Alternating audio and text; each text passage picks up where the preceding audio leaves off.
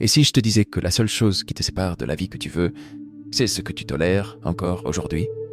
Pas le manque d'opportunités, pas l'économie, pas ton passé, mais ce que toi, consciemment ou non, tu autorises dans ta vie.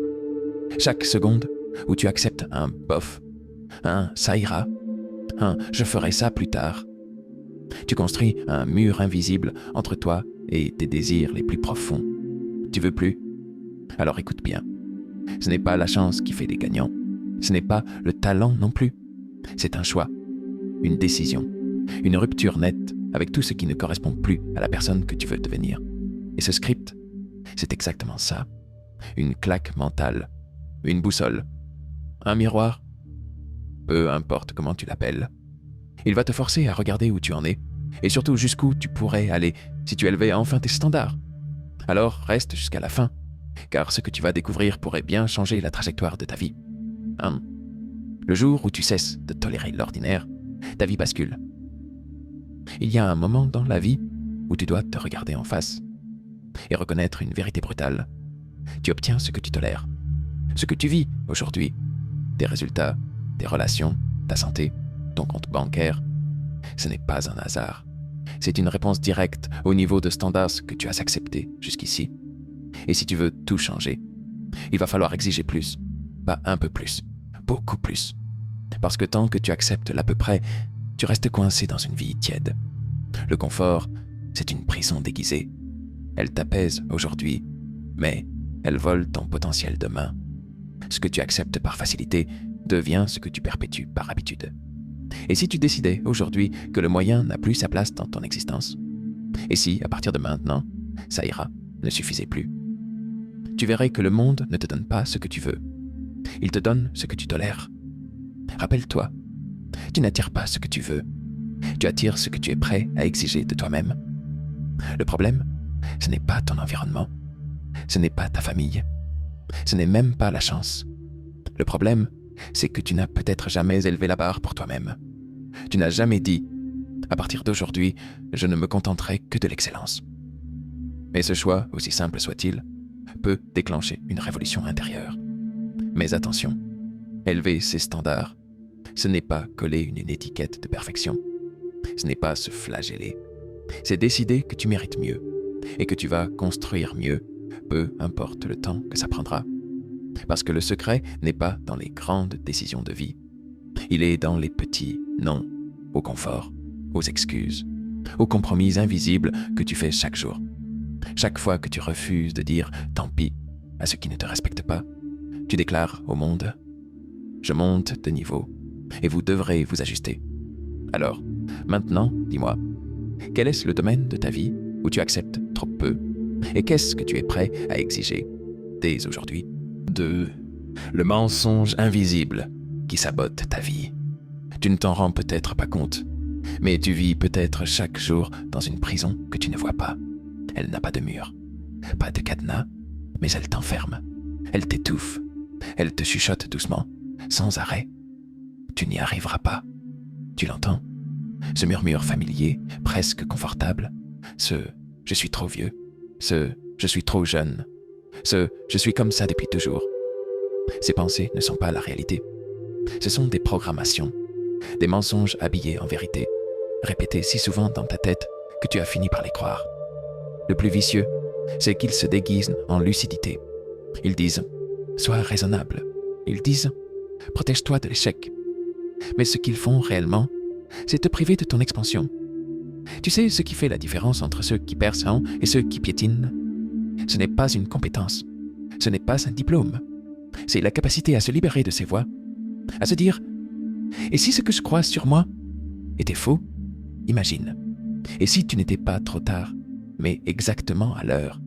Et si tes échecs n'étaient pas une preuve d'incompétence, mais une preuve de persistance? Et si tout ce que tu considères comme une faiblesse n'était qu'un champ de force en sommeil? Le cerveau est un outil puissant, mais il ne sait faire qu'une chose, répéter ce qu'on lui apprend. Chaque « je ne peux pas » que tu penses, il le grave. Chaque « je ne suis pas fait pour ça », il le transforme en limitation. Mais il suffit d'un nouveau message, répété avec intention, pour reprogrammer tout un système. C'est scientifique, c'est réel. Et c'est entre tes mains. Le premier pas, l'écoute. Écoute tes excuses. Écoute ces phrases qui commencent par « je ne suis pas assez ». Ne les combats pas. Expose-les, questionne-les, déshabille-les et regarde-les se dissoudre. Puis, doucement, remplace-les. Je suis prête à apprendre. Je mérite de tenter. J'ai le droit d'évoluer. Ce n'est pas un miracle. C'est un processus. Et tu n'as pas besoin de tout changer en un jour. Tu dois juste refuser, une fois, de croire aux mensonges. Cette décision-là, si tu la prends vraiment, elle peut redessiner toute ta vie. 3. La goutte d'eau qui fend la montagne. Il y a une force silencieuse qui bat tous les records. Elle ne fait pas de bruit. Elle n'attire pas les projecteurs. Mais elle crée l'irréversible. C'est la constance. On l'ignore souvent, car elle n'a rien de spectaculaire. Elle ne crie pas victoire. Elle ne publie pas ses efforts. Elle avance, doucement, inlassablement. Regarde la goutte d'eau. Fragile, inoffensive, presque insignifiante. Mais quand elle tombe encore et encore sur la même pierre, elle finit par la fendre. Elle ne cherche pas à impressionner. Elle fait ce qu'elle doit faire, jour après jour. Et c'est justement pour ça qu'elle gagne. Beaucoup cherchent le moment magique, le déclic, l'explosion. Mais ce qu'ils ignorent, c'est que la magie se cache dans la répétition. Un mot écrit chaque matin, un pas fait malgré la fatigue, une promesse tenue, même en silence. C'est dans ces gestes minuscules que l'impossible devient normal. Mais voilà, le monde glorifie la motivation, l'inspiration. Ces flammes qui brûlent fort mais ne durent pas. Et toi, on t'a peut-être appris à attendre d'être motivé. Mais la vérité, tu n'as pas besoin de flammes. Tu as besoin de brasier intérieur. Pas d'excitation, de discipline. Parce que ce n'est pas le talent qui change une vie, c'est la capacité à revenir, encore et encore, même quand personne ne regarde, même quand tu n'as pas envie, même quand rien ne bouge. Mais que tu choisis quand même d'avancer. Ce n'est pas glorieux, c'est brut, c'est rugueux, c'est parfois ingrat, mais c'est là que tu deviens inarrêtable. Les maîtres, les artistes, les bâtisseurs, ils ont tous compris une chose. Ce que tu fais chaque jour te façonne plus que ce que tu fais parfois avec passion. Alors ne te demande pas si tu vas exploser demain. Demande-toi si tu es capable de tomber 100 fois sur la même pierre, sans abandonner. Parce que le jour où elle se brise, le monde dira « Il a eu de la chance ». Mais toi, tu sauras que c'est de la constance. Et elle seule qui a gagné. 4. Tu n'es pas fatigué. Tu es testé. Tu crois que la vie t'en veut? Tu crois que c'est trop dur? Que t'en as marre? Parfait. C'est que tu es exactement là où tu dois être. Tu n'es pas en train de perdre. Tu es en train d'être testé. La vérité, c'est que tout le monde veut réussir. Jusqu'à ce que ça commence à faire mal. Tout le monde dit « Je suis prêt ». Jusqu'à ce que la réalité leur gifle le visage. Et toi, tu vas tenir combien de temps? Jusqu'au premier échec? Jusqu'à la première trahison? Jusqu'à ce que quelqu'un te dise que ce n'est pas possible? Tu crois que ceux qui réussissent n'ont pas connu ça? Tu crois que les plus grands n'ont jamais pleuré, douté, voulu tout arrêter? Non. La seule différence, c'est qu'ils ont décidé que la douleur ne les arrêterait pas. Ils se sont relevés. Encore, encore et encore. Pas parce qu'ils étaient plus forts, mais parce qu'ils ont refusé d'abandonner. Tu veux la vérité? Elle est moche. Tu vas échouer, tu vas perdre, tu vas être humilié, et personne ne viendra te sauver. Mais tu as 2 choix. Soit tu deviens une victime, soit tu deviens plus dangereux que l'adversité elle-même. La vie te frappe. Resserre les dents. Ton entourage ne te soutient pas. Apprends à te soutenir toi-même. Tu tombes encore? Relève-toi avec du feu dans le regard. Parce que la résilience, ce n'est pas la résistance. C'est l'art de transformer la douleur en énergie. C'est regarder tes cicatrices et dire « Ça, ce n'est pas une faiblesse, c'est une armure. » Tu veux que ton histoire inspire? Alors fais en sorte qu'elle soit difficile à croire.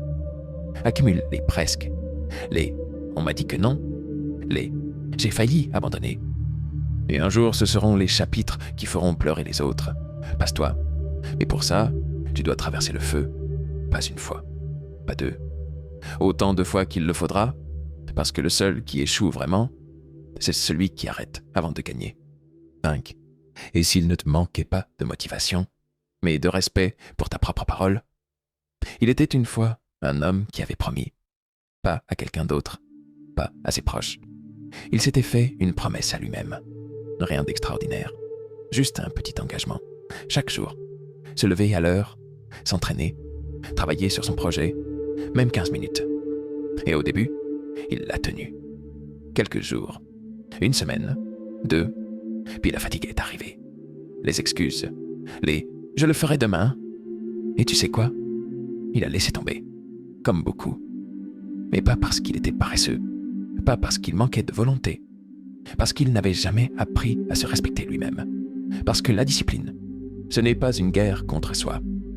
C'est un acte de loyauté envers ce qu'on a dit qu'on voulait devenir.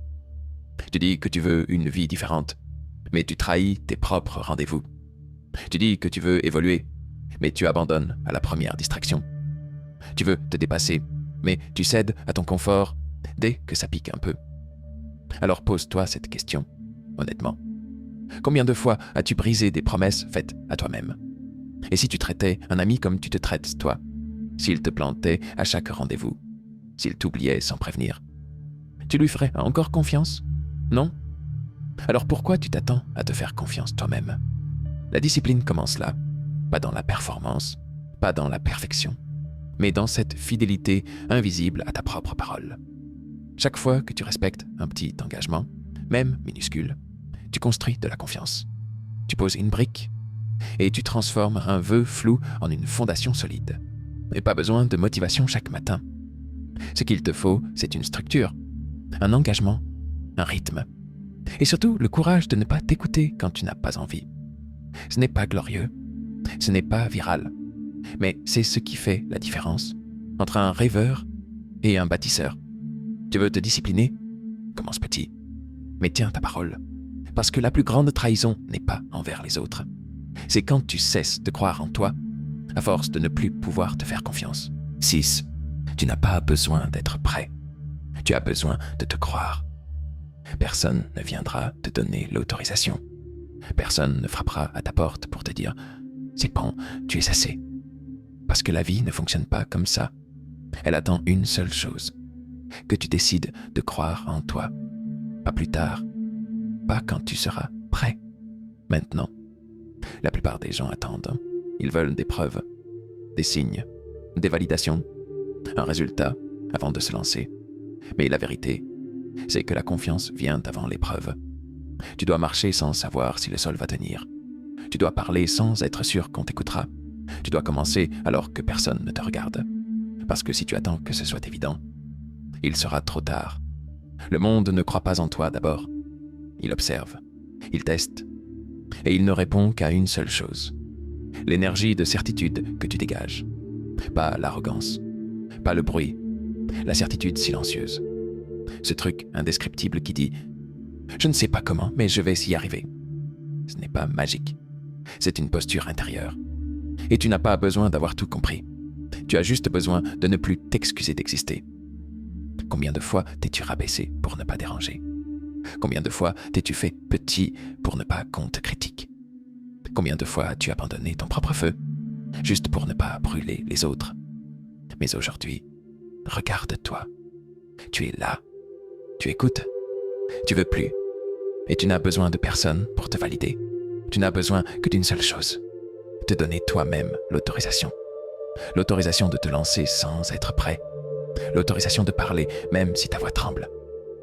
L'autorisation de te faire confiance même quand tu doutes. Parce que c'est comme ça que tout commence. Pas dans l'excellence, dans l'audace. Et si tu tombes, tu te relèves.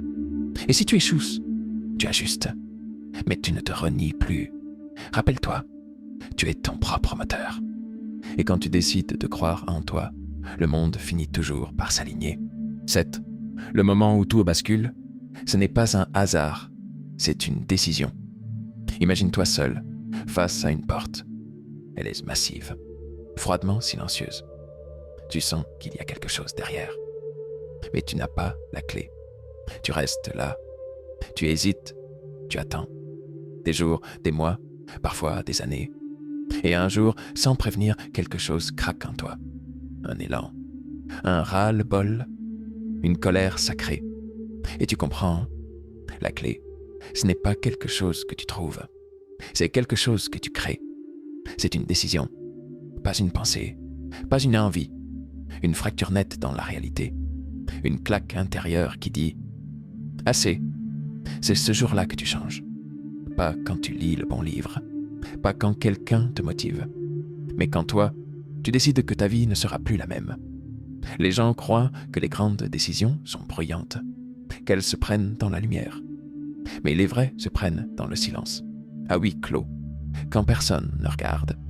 C'est quand tu fermes les yeux et que tu dis « Je vais faire ce qu'il faut, même si j'ai peur, même si je ne sais pas comment, même si c'est douloureux. » Et tu commences à couper, à dire non, à dire oui, à choisir ton camp.